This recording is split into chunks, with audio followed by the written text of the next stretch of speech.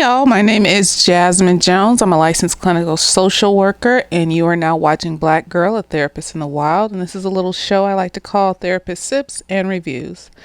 Today we are reviewing Euphoria, Season 2, Episode 1, Trying to Get to Heaven Before They Close the Door. And for some reason, this makes me think of Panic at the Disco. So I write sins, not tragedies, because it's a long title, and the title just makes me think of it. I don't know. And I'm sipping on orange Fanta and vodka. Yes. And here's my little friend that likes to come and intrude when I'm doing the shows, but y'all seem to like her, so it's okay. It's fine. So yes, I'm back. We are doing Euphoria episode by episode. Last time I just did a season review. Season review on season 1. This time I'm doing the actual episode by episode, blow by blow. And we're starting off with a bang. We're starting off first. I had to rewatch. So this is a part of why it took me so long. One thing, I always wanted to take a weekend off because the Insecure recap took me a whole week to do. And as you can see, I'm not that great at editing and things. But it still took me a whole week to do. So whatever, because I had to research and rewatch the season like twice or 1.5 times, and then I had to edit it all together, and I was literally up from 8 p.m. to 4 o'clock in the morning editing that shit, trying to make it look somewhat decent with my mediocre skills. I think it came out okay. It was informative. That's all that matters. It's just be informative. So I took that weekend off last weekend. Yes, I'm not upset. And also, I wanted to not rewatch, because I had never watched the Euphoria featurettes. You have to watch the Euphoria featurettes to understand the first episode of the season and what's happening here. I watched the first episode of the season and I was just like, why does Rue seem so annoying? Why does Jules, why are they getting back together? What's happening? And then I watched the featurettes and I was like, oh,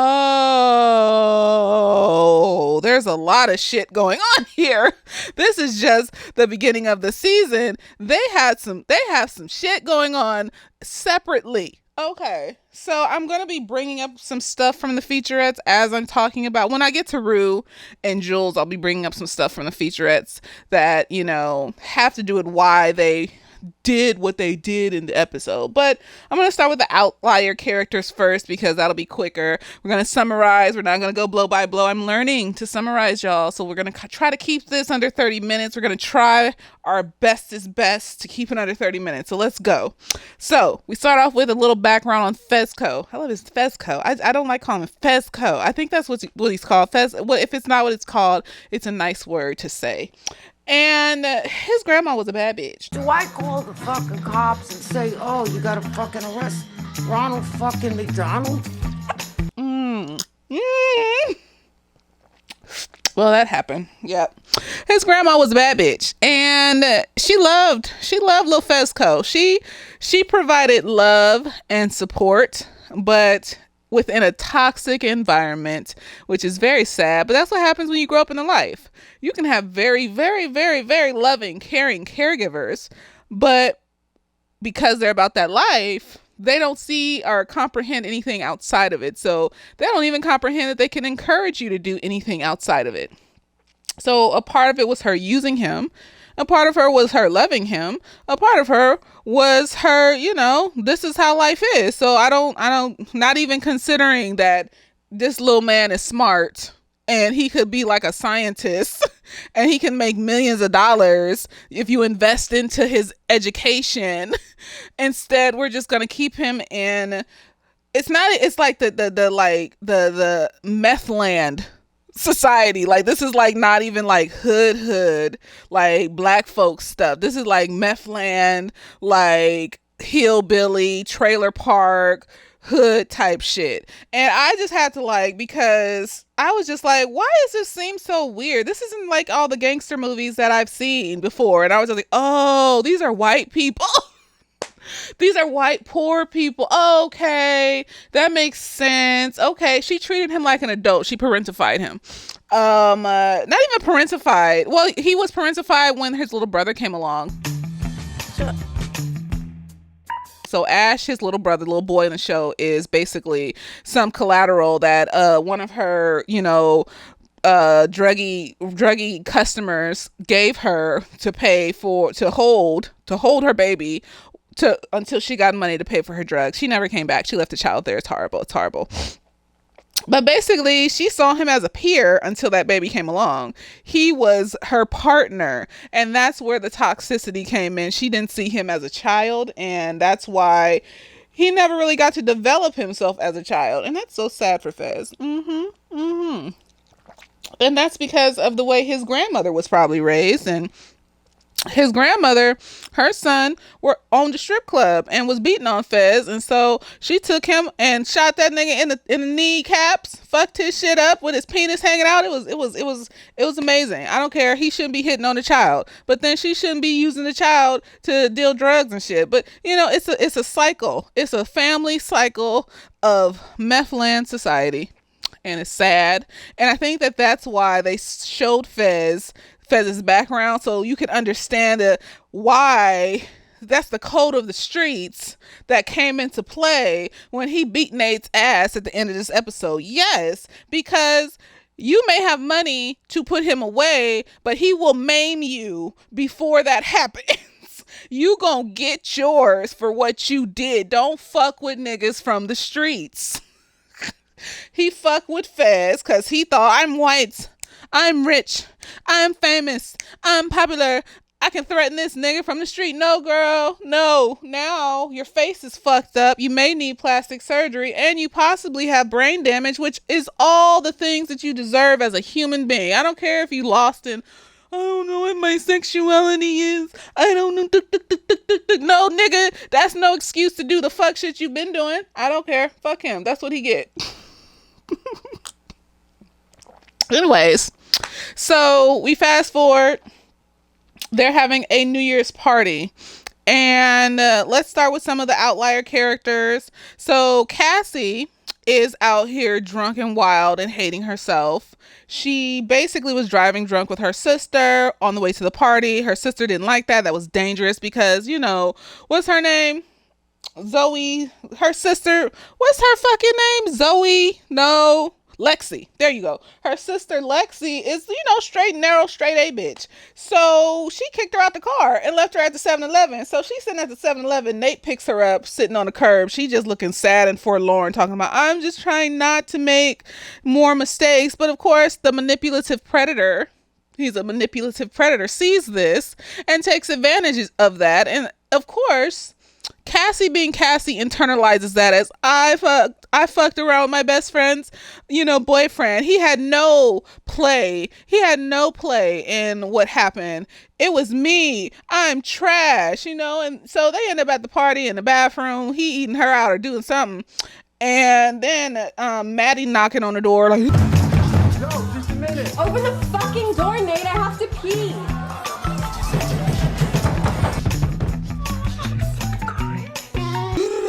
open the door, and Nate's like, go away, I'm using the bathroom, and Maddie's like, open that door, Nate, and Cassie's just like, oh, that's my best friend. This is some teenage shit, y'all. This is some grade A. This is what teenagers do in most places. This is just rich white teenagers. But this was all. I was just looking at this like,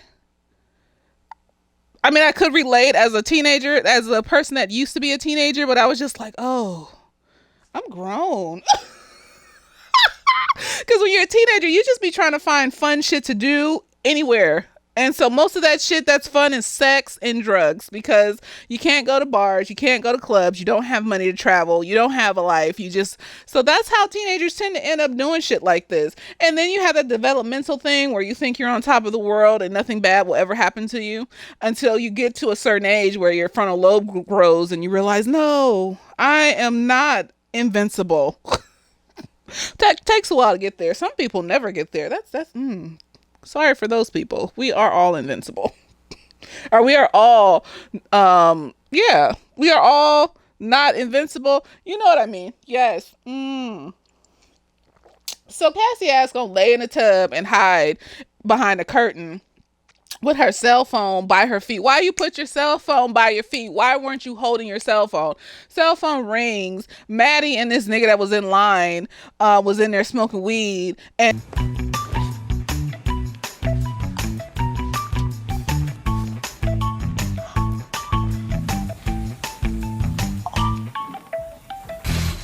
Yo, check it out. Some girl like passed out here. Who cares? and they hear the cell phone ring, and then Cassie just like hunched like this. No, don't find me. Don't see me. I'm invisible like a child. If I close my eyes, then I'm invisible. And she looked up. Them niggas thought that she was some random bitch that fell asleep in the tub. And then Maddie didn't even go look in the tub, so she didn't even know it was Cassie. So Cassie in the tub. She get out the tub. She walking around a party. McKay is there. Why is this nigga at a high school party? I feel like college is not doing McKay well. Like his fraternity basically raped him, molested him, embarrassed him in front of Cassie. And who else knows what's going on with McKay in college? And so the only place where he felt like somebody was high school. That's why a lot of these old niggas be going back to high school bitches and high school parties and shit, because that's the only place that they felt like something. And so they like the little high school girls looking up to them and shit, and they just don't disconnect that they're an adult now, and they don't let that shit go. That shit is gross. McKay, you need to get out these fucking high school parties, boy. You are an adult. These are minors. I think Cassie's still 17. Maybe she's 18. Who knows? But these are minors. You don't want to be caught up in that. You know, and it's like, I remember when I was that age, like I was just like, ill. High schoolers, ill. I felt above it all. I felt above all of, you just feel above that. I was above it. Okay, this is probably gonna be an hour because I feel like ranting about these characters that are doing dumb nigga shit. So you know what? If it is what it is, it is what it is. You're gonna get you some good information and some laughs, and we're gonna enjoy ourselves together, y'all. Yes. So she and McKay talk. And she's just like, McKay like trying to like ask why she left him and da da da. And then Cassie's just like, I just feel like I am a bad person. And McKay just looking at her like, you know what, fuck this. And then he walks out the room, and I'm just like, Cassie, honey, all of them need therapy. But Cassie, honey, you need therapy, girl. She's reacting in a way like as if she's been sexually abused too, just the over sexualization. But I think it just comes from like when her dad left and all this other stuff, and then that dude put her shit on the internet. That's all she felt she was worth after that. After her titties grew and niggas was talking to her and her dad left and she's putting her dad on everybody else. You know, we supplant our parent that isn't there or is abusive onto everybody and say, well, my mommy didn't love me, so how could anyone else love me? Your mom is a separate bitch. Your mom is a separate bitch. Your mom is a separate bitch. Everyone else isn't your mom. Everyone else isn't your dad. Everyone else is a different person. But they're kids. They don't fucking know that shit yet. You know, and a lot of adults don't know it yet too. But say that as a mantra over and over again. Every date you go out on, this is not my dad. Every time you make a friend, this is not my mom. This is not that nigga that abused me. Say it over and over and over and treat this person like a brand new person until let them show you their trash first. Don't assume they're trash because they may never show you that they're trash. And then what happens is you end up losing a potentially decent person out your life. And then you have this self-fulfilling prophecy of saying to yourself, see, no one loves me. No one cares. That nigga's trashed. No, he wasn't. He was tired of you looking at him like he was trash when he knows he's not trash. Anyway, so Cassie and McKay is that's that. She just thinks she's trash. She thinks she's a horrible person. She thinks she's bad, and everyone else is, you know, taking advantage of this. You know, Nate is, the dudes around her are, all this stuff, and so she doesn't know left from right, up from down, because everyone around her is taking advantage of her vulnerability of, you know, depression, sadness, and low self-esteem, and so she feels like it's all her, and that's so sad. Maddie, her and Nate aren't together, so we don't get much of Maddie in this episode, so I'm not going to say much about her and Nate aren't together. You know, she's smoking with some dude in the bathroom. I guess Nate's been trying to get back with her and stuff, but she's just like, they're not even playing that love and war type game back and forth. She's like, looks like she's low-key ignoring him in this episode, but it's the first episode, so, you know. Yes. And so, let's see, who else? Fez is at the party. Fez, he first went to do this drug deal with this new distributor. So apparently Ash killed their drug distributor. He flipped out, had a moment, killed that nigga. Doesn't say what happened with the body, where he's at, whatever. Killed that nigga with a hammer. I'm assuming he died. There was a hole in the side of his head, his temple. Like, I'm assuming he's dead. So he's meeting up with the distributor. Rue is with him. Rue is annoying as fuck, but it's like we'll get to Rue. Because at this scene I was just like, why is she why is she in the car with Fez going to this drug deal? What?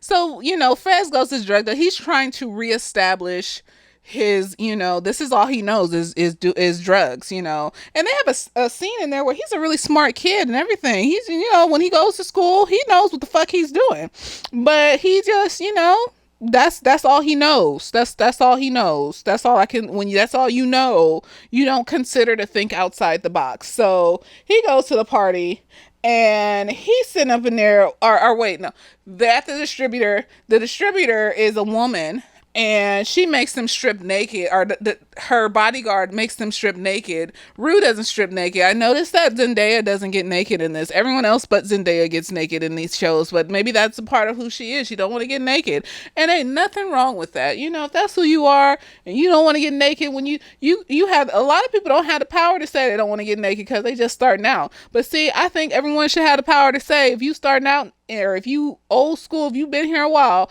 if I don't want to get naked for these movies, I don't have to get naked. Okay, girl, go off, sis.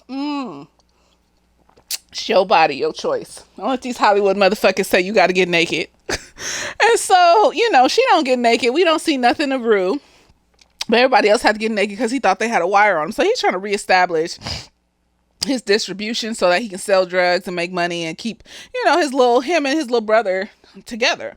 So, after that, they go to the party, and he's sitting on the couch talking to Lexi. Lexi is bothered because she don't know where Cassie at. Lexi like, where Cassie? I've been calling her. I don't know where she at. I left her on the curb at 7-Eleven. I'm just like, if you're that worried, why you leave her on the curb? I mean, I guess teenagers, they're emotional. They're emotional, and they just are impulsive. And you don't have to have a mental health disorder as a teenager to be emotional and impulsive. That's the developmental thing. That's just who a lot of them are. So we're not gonna dissect that, So she's sitting on the couch with Fez, and they just chit-chatting. God, I don't know if I'd let McDonald's CEO in heaven. I'd be like, fuck that guy. Talking about God, Fez believe in God, Lexi don't believe in God, and Fez and Lexi kind of liking Fez, and I'm like, please don't like Fez. Please don't make this I'm gonna save Fez situation, because no, Fez is about that life. Like, he needs intensive therapy to be able to relook at the world in a different way, to be able to have hope for other things. You're not going to fix Fez. She may be a catalyst in him wanting to, do different things with his life, but she's not going to fix him. But she's intrigued, and you can tell she's intrigued, and Fez is intrigued because she's smart and he's smart, and they both smart people, and they talking about smart shit. And so she's just like, oh, you're smart? Like, girl, please stop it. You are a straight A student. You're headed on to college. You're going to do great things with your life. Don't let this man have you in the meth land society as a drug pin's wife. When you were almost out. You were out. You were ready to get out that motherfucker. Don't do that. See, these kids, are very prone to falling into these fantasies and grandeur.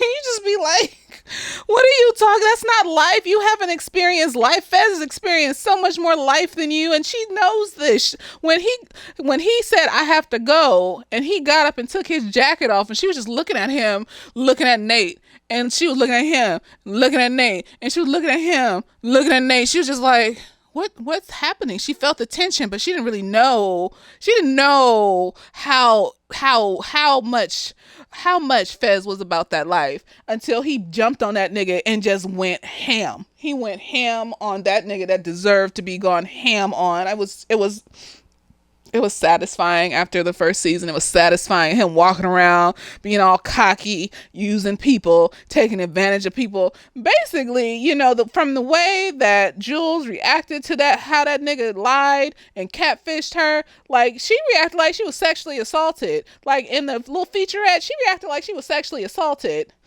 Okay? You need to watch the featurette, y'all. He deserves every motherfucking punch he got to his fucking face. I hope he's deformed. I hope plastic surgery can't barely do nothing to fix that shit. I hope he's ugly now. Yes. God, let him be ugly now. The character in the show, that shit ain't real in real life. Not the actor. I gotta say that because I feel so intently passionate about how these people and their lives and things like that. I have to remind myself, these are just actors. These aren't people. Don't fall into some weird ass fantasy and shit like that. These are people. These are real people. These are just actors. These are not real people. So anyways, Lexi over here just falling for Fez. And I think she low-key liked that, but she didn't understand why. Because she had that look on her face that you get when you're just like intrigued even more, but also scared. But the fear is intriguing. So we'll see how that hopefully that scared her off. But I don't know. Children and a lot of adults find shit like that hot and sexy and just like different. See, I can be a bad girl too, just like Rue. Just like Cassie. Everybody else out here fucking and shit and doing drugs. I'm gonna fuck this nigga. I'm gonna be a bad girl too, bitch. Yes. And so, who else?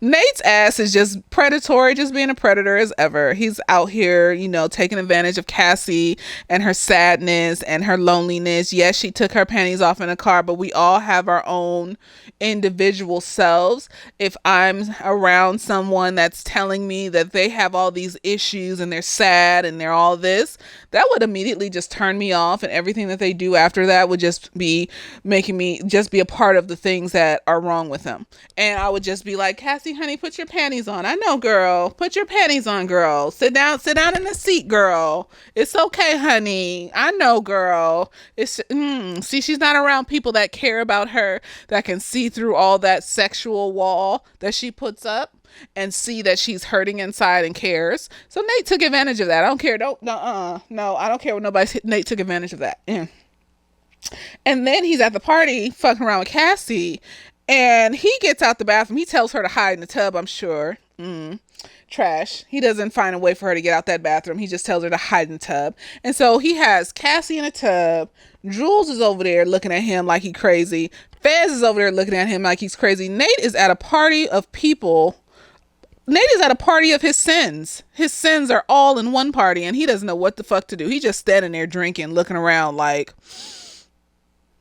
I don't know if he's scared. I don't know if he just like feel like he's invincible. I don't fucking know.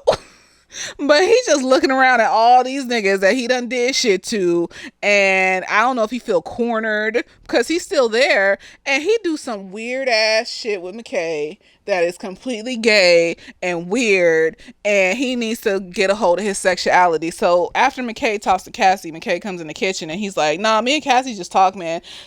Nate is like on him like, what you fucked her, didn't you? You fucked her, didn't you? Where'd you come on her? Did you come on her stomach? And I'm just like, and McKay's looking at like side eye, like, what the fuck is wrong with this nigga? Get off of me.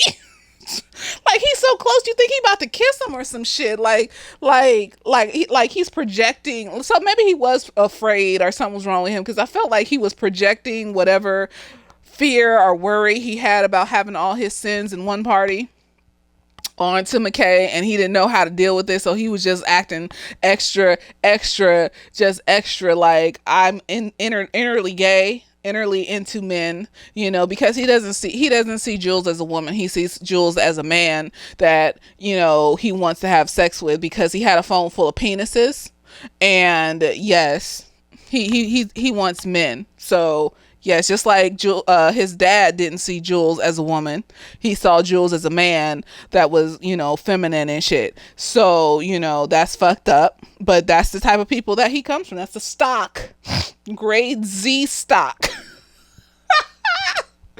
And so, and then he got his ass beat by Fez. He thought Fez was playing games and shit. Fez came over real smooth with it. Just like, it's a new year. I'm trying to do new things and meet new people. And he was just like, I thought you said you was going to kill me. He was like, no, it's a new year.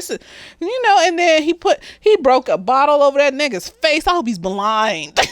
I hope the glass blinded him. Fez was like, I'm going to go to jail, but you're going to be blind. You're going to be blind, deaf, and dumb, my nigga. The shit was hilarious. I don't give a fuck. Let me see. Any other outlier characters that I missed? I don't think so. So let's get to the two main characters. Let's start with Jules. So Jules is at the party. Jules is walking around just, doing her thing, whatever, looking cute and whatever. She's looking for Rue. So at first she was just chilling at the party. Now she's looking for Rue, trying to find Rue. Rue's here.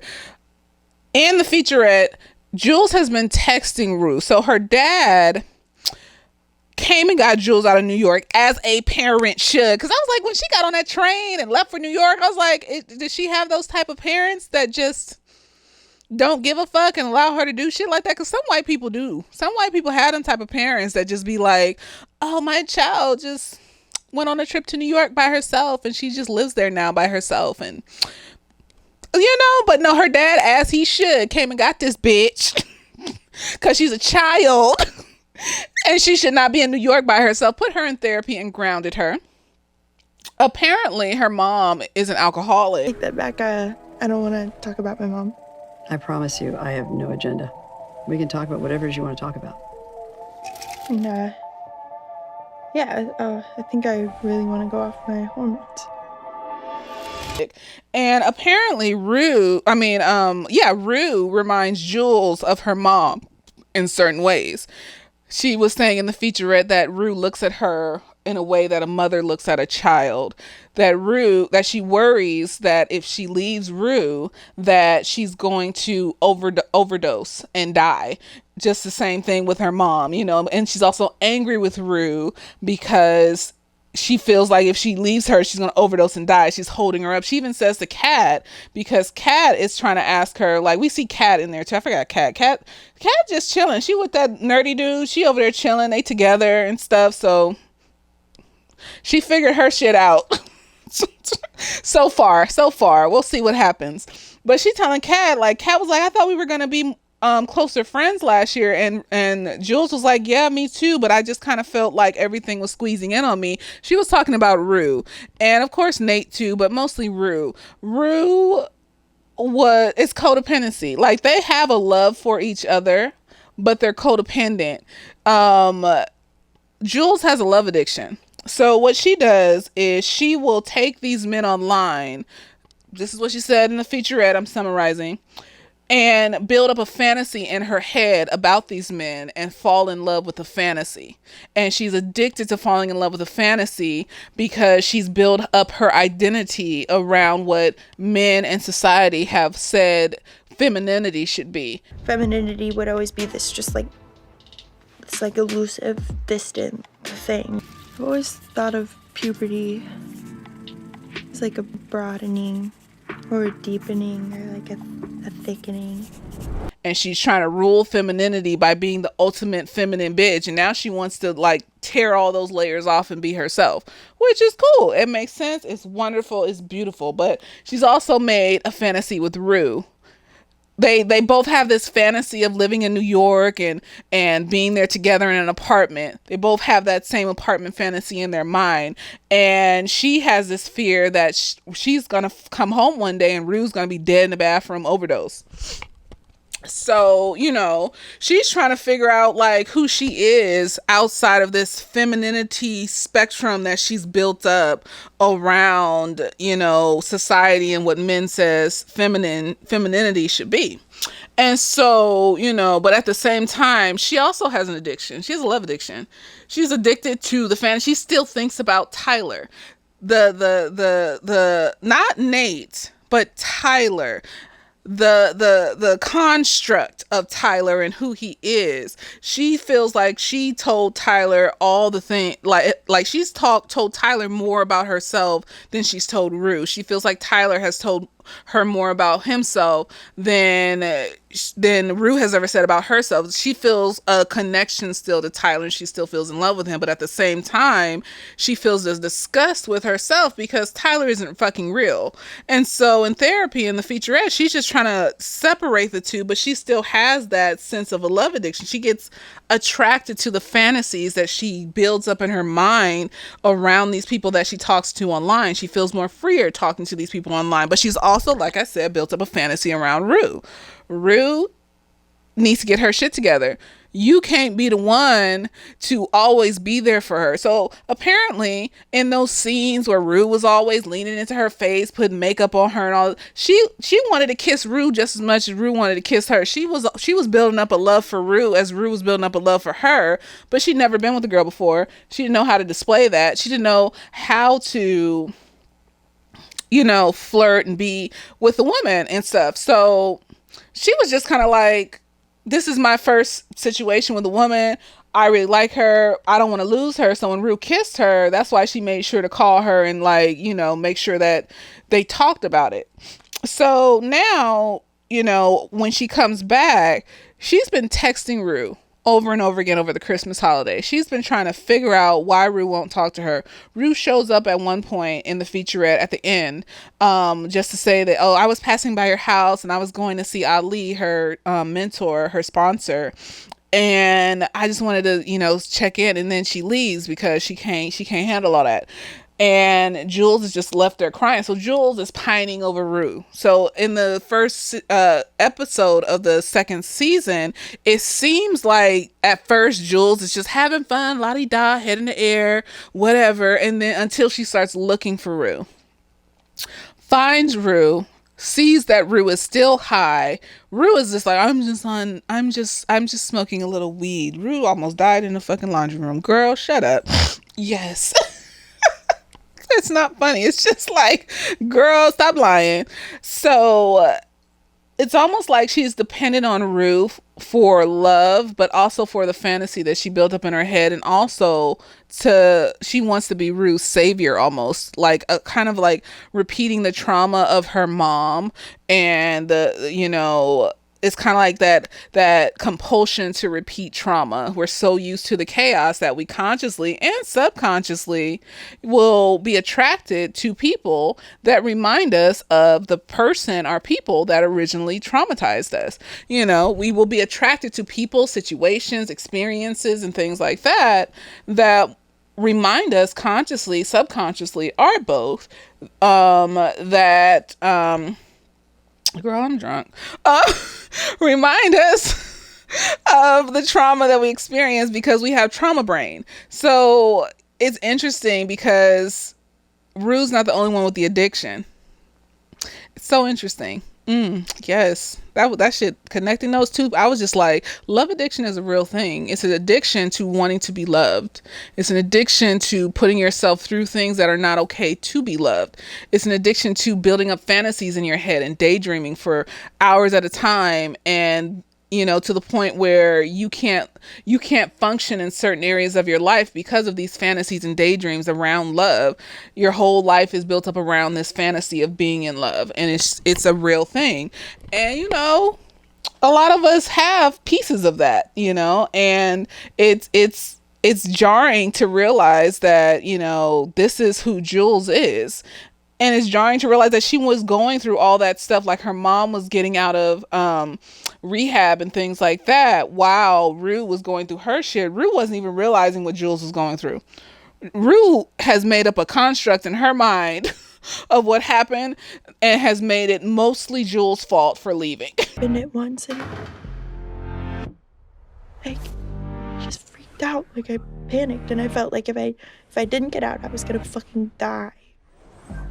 Jules was dealing with a lot, and Rue was not helping with that. I think it was important that people understand what Jules was actually going through.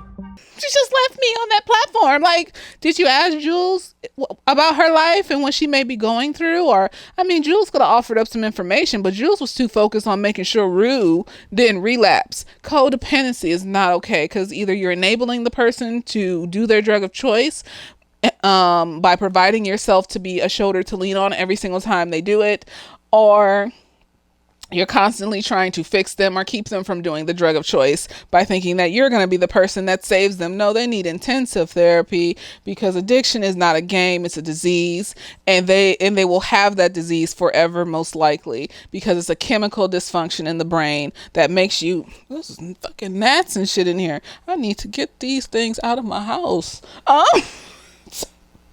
It is a disease, and it's a chemical disease in the brain that will have you attached to this drug of choice, to the point, because when you stop doing your drug of choice, most drugs have withdrawal symptoms that can damn near kill you if you stop doing it, to the brink of death. That's what a part of what that fiending for your next fix is that you're going through a physical withdrawal that's making you feel sick and gross inside and almost damn near death, and you want that to stop. So it's not just, oh, I just chose to, be out here doing drugs and stuff. No, like it's a whole thing. It's a whole situation. So her and Rue end up kissing at midnight, and they're back together, and they're in their toxicity with I'm not saying that they couldn't have a decent relationship. I'm not saying that they don't love each other. I'm saying that both of them need to work on their separate issues before forming a thing together. So with Rue, basically, yeah. So Rue's out here. She's suicidal. She wants to die. But it seems like, based off her actions, she wants to die in a way where it seems like an accident, like an overdose, or getting shot on one of these drug deals that she goes on with Fez. She's in the featurette, she's sitting in a diner with Ali and just talking about how she doesn't see a point to life.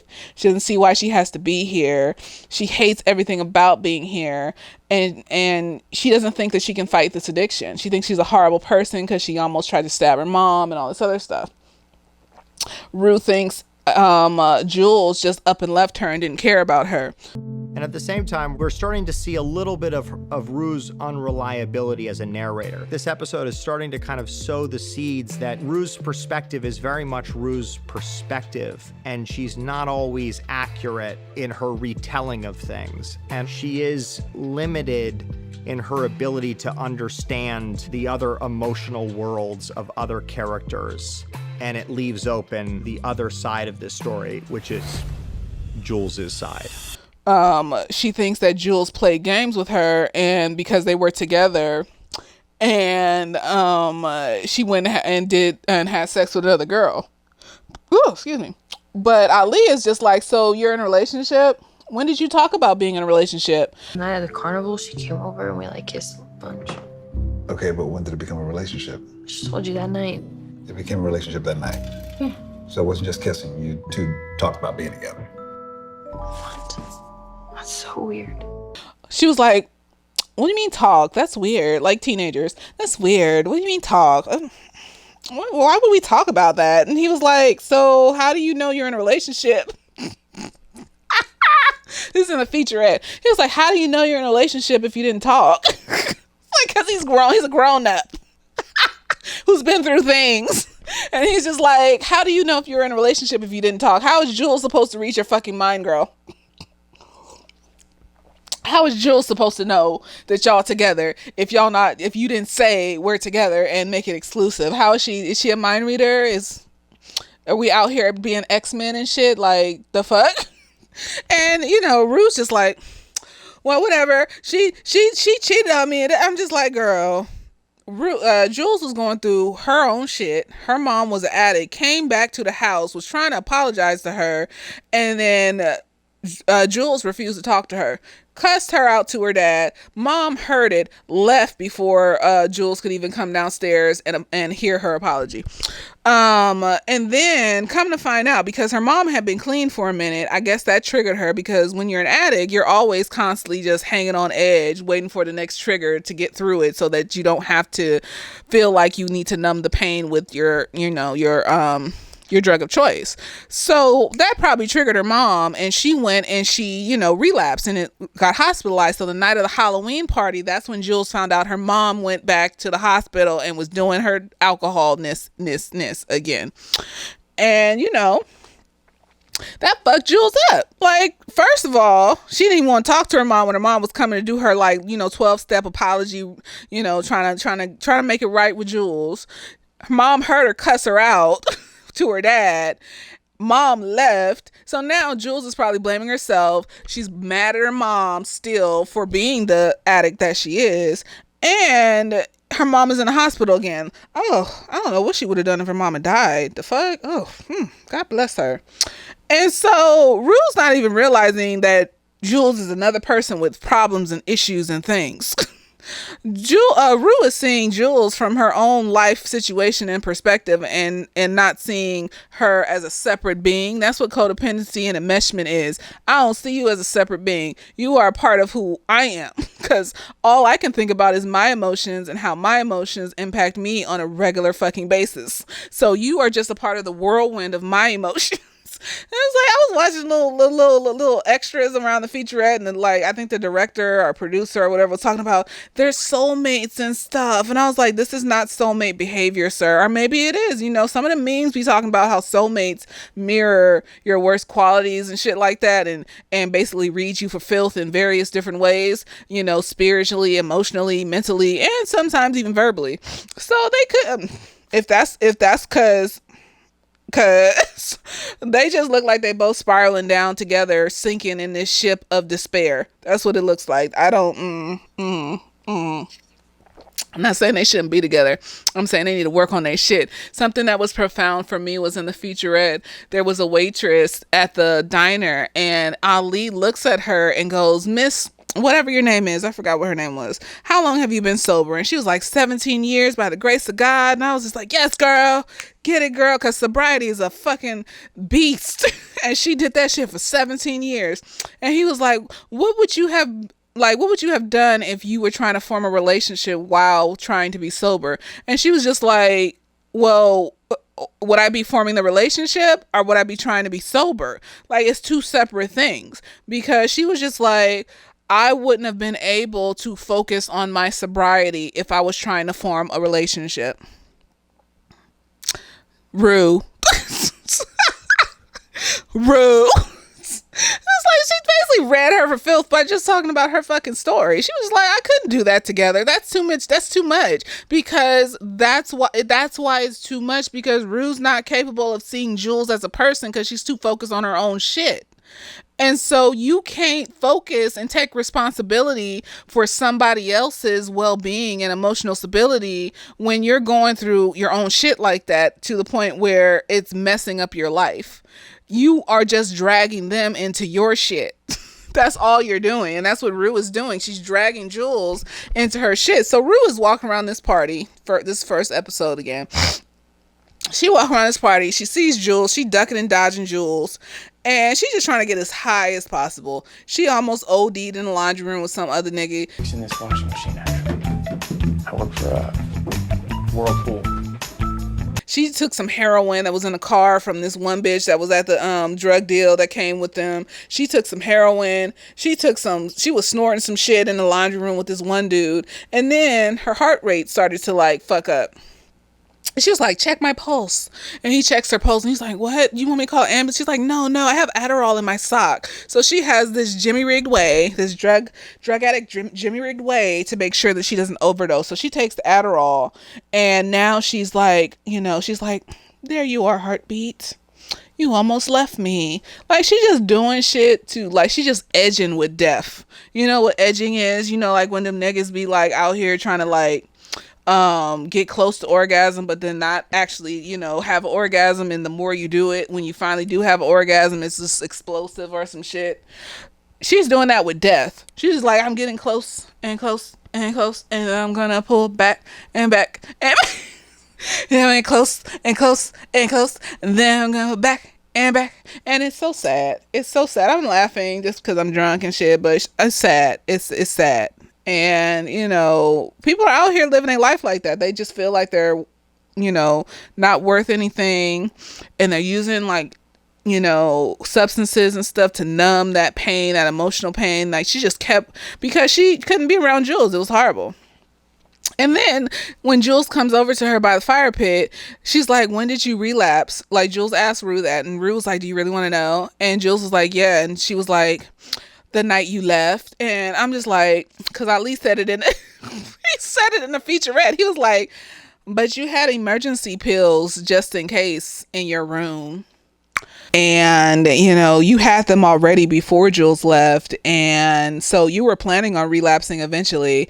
You were never not going to relapse. And she was just like, I mean,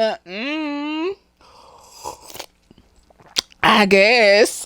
And so she's telling Jules that's fucked up and manipulative, girl.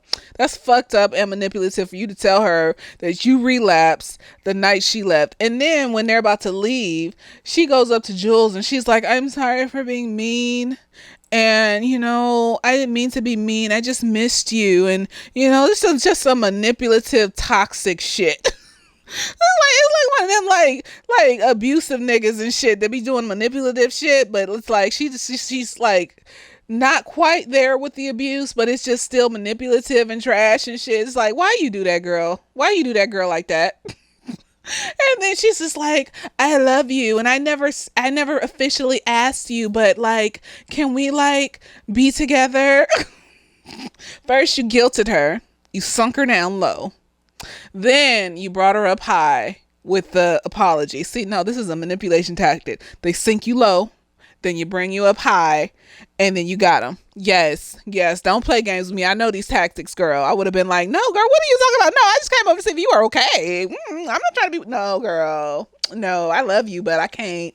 Your life is just too encroaching on mine. But they're teenagers, so they haven't worked through a lot of this shit yet and had adult experiences where they can understand why this is not okay. So it is what it is. So they kiss at midnight and it's supposed to be all beautiful and whatever and stuff, but they don't need to be together at this point in time in their lives. No. And then, you know, we end. Fez beat that nigga's ass. He was on the floor bloody shoes. Oh, bloody shows.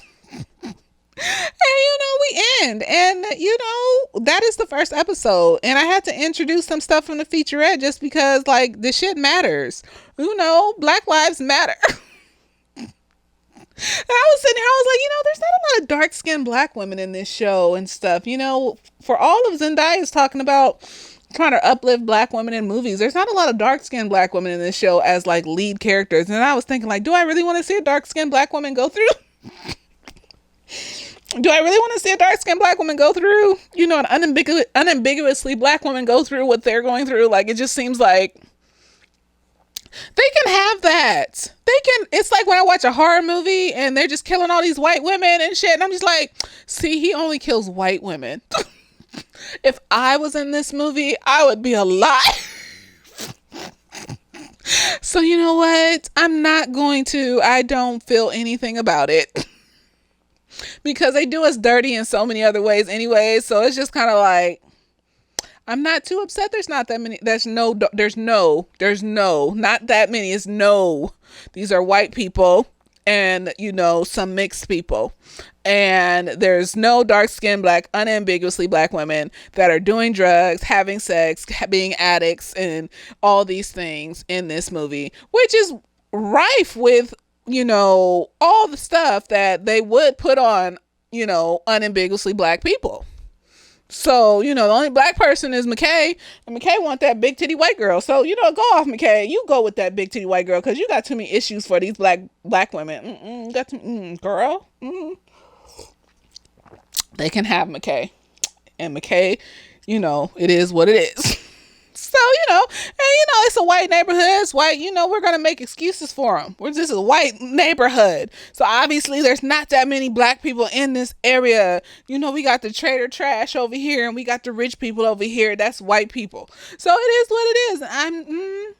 I'm not too upset about it. I don't want to see a dark-skinned Black woman anymore laying on the ground, coked out and shit and doing all this extra. I don't. So, you know what? Yes, girl, go off. So yes, that is my take on Euphoria season 2, episode 1. I hope you all enjoyed it. Let me know what you thought. And yes, I do preach on colorism. If you don't like that shit on my channel, then don't watch my channel, because I am a dark-skinned black woman and I see things and I hear things and I'm bothered by things on a regular basis around colorism. So I'm going to bring it up. And if you don't like it, walk. I'm not going to argue with people in the comments about it. I don't care. It's too much. My life has been too much with all this shit. I'm going to say what I see, and I'm going to bring it up when I see it. When I see racism, when I see colorism in these shows, we can like something but still criticize certain things about it that aren't okay. But in this case, I don't mind. I don't fucking mind. There does not need to be any dark-skinned black women in this show. I'm tired of seeing holiday hearts and Let me get that bike! Wanda, hurry up. Like this. Asshole. Wanda, come on. Wanda, hurry up. I got your bike! I got you a bike! Here's your bike!